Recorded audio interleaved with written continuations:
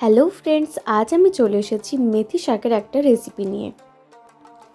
এর জন্য প্রথমে কড়াইয়ে সরষের তেল অল্প গরম করে নিচ্ছি। এরপর বেগুনগুলোকে ছোট ছোট করে কেটে এগুলোকে ভালোভাবে ভেজে নিতে হবে।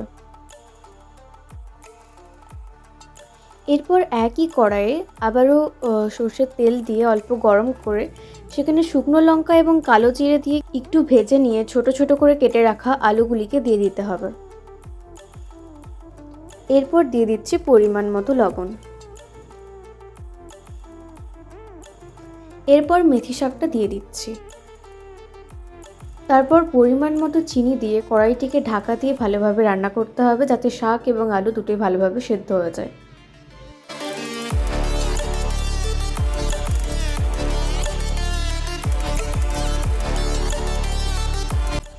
এরপর বেগুন ভাজাগুলো দিয়ে দিচ্ছি।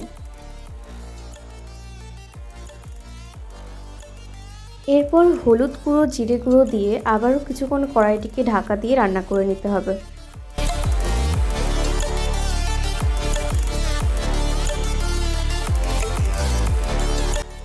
এরপর লাস্টে দিয়ে দিচ্ছি কাঁচা সরষের তেল, এতে গন্ধটা খুবই ভালো হয়। ব্যাস, তাহলেই তৈরি হয়ে গেল এত সহজে মেথি শাকের একটা সুস্বাদু রেসিপি।